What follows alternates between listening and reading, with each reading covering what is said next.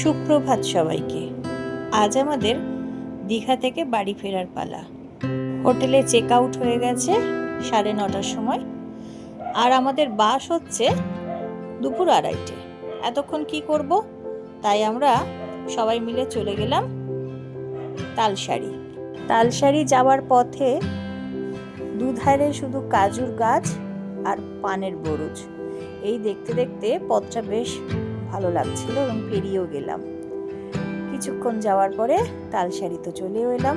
ওই যে দূরে দেখা যাচ্ছে সমুদ্র আর কত দোকান। তালসারি এলাম, আর নৌকা করে মোহনায় যাব না, তাই কখনো হয়? তাই আমরা চলে গেলাম নৌকা বিহারে। নৌকা বিহার ঠিক নয়, মানে মোহনার দিকে। নৌকায় উঠতে প্রথমে খুব ভয় লাগছিল, আর মেয়েদের খুব আনন্দ।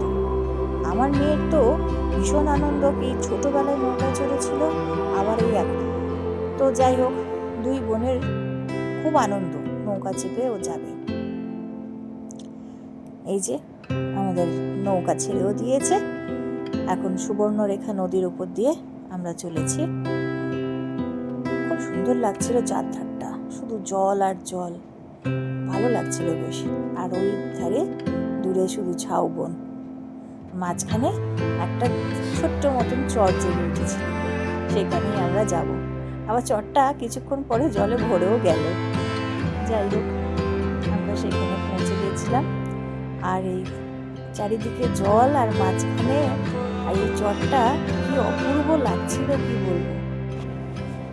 নদীর ঢেউটি কি সুন্দরভাবে পাড়ের মধ্যে আছড়াচ্ছে, কি অপূর্ব লাগছিল। এটা ভালো লাগছিল। দুই বোনের তো জল পেলে আর কিছু চায় না, সারাক্ষণই পা ভিজিয়ে যাচ্ছে আর সারাক্ষণই ঝিনুক কুড়িয়ে যাচ্ছে। এই যে আমাদের নৌকার সঙ্গে এই ছেলেটি ছিল, এ বিভিন্ন কথাবার্তা বলছিল, আর এই লাল কাঁকড়া তুলে তুলে দেখাচ্ছিল। এখানে প্রচুর লাল কাঁকড়া, এই লাল কাঁকড়া তুলে তুলে দেখাচ্ছিল। এখানে না লাল কাঁকড়া মারা যাবে না, মারলে নাকি 500 টাকা ফাইন।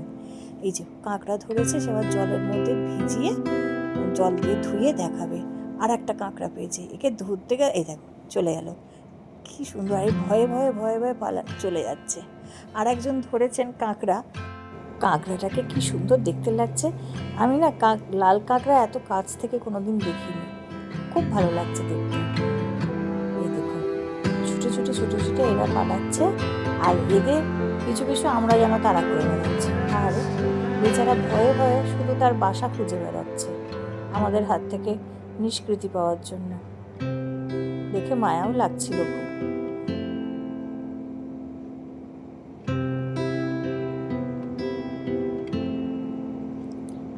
এই যে আমার কর্তামশাই চলেছে ওই ছেলেটিকে নিয়ে বিভিন্ন রকম কথাবার্তা বলতে বলতে।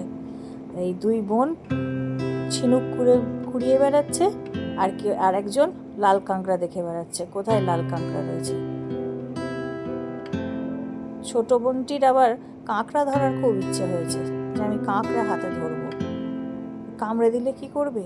বললাম কামড়ে দিলে তো হাতের জ্বালায় অস্থির হয়ে যাবি রে, ধরিস না। না আমি ধরবো, কিন্তু যাই হোক ধরেনি সে। আর বড় বোন ঝিনুক কোড়াচ্ছে, আর ছোট বোনকে দিয়ে জলে ধুয়ে নিয়ে আসছে।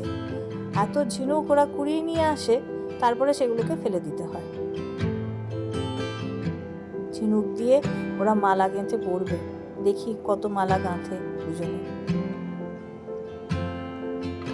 এই জায়গাটা কি অপূর্ব লাগছে, এবং সমুদ্রের ধার, ওখান থেকে নদী এসে সমুদ্রে মিশেছে, সমুদ্রের ঢেউ, দারুণ লাগছে জায়গাটা। রোদ রয়েছে, কিন্তু রোদটা তত কষ্ট দিচ্ছে না যতটা না চোখে আরাম পাচ্ছি। এত সুন্দর দৃশ্য দেখে চোখ একদম মানে সত্যি আমাদের মনোমুগ্ধকর হয়ে যাচ্ছি আমরা।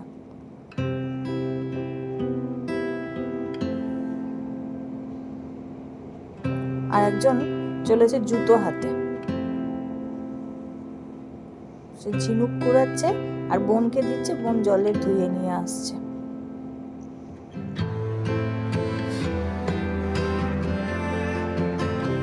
এই সমস্ত সেরে আমরা দুপুরবেলা লাঞ্চ করলাম ভরপেট রেস্টুরেন্টে। ভরপেট রেস্টুরেন্টের থালি দিয়েছিল, গেছে।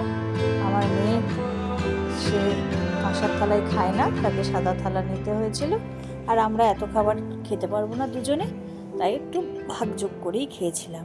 আর এদিকে আমাদের ননদ নন্দাই ওরা আগেই চলে গেছে, যেহেতু আমাদের বাস পরে, ওরা গাড়ি নিয়ে বেরিয়ে চলে গেছে আগে। কালসারি ঘুরি ওরা চলে গেছে, আর আমরা এখানে খেয়ে দিয়ে বাসে ধর্মের রেস্টুরেন্টটি খুব সুন্দর ছিল। বাসে উঠে পড়েছি, কলকাতার উদ্দেশ্যে রওনা দিয়ে দিয়েছি।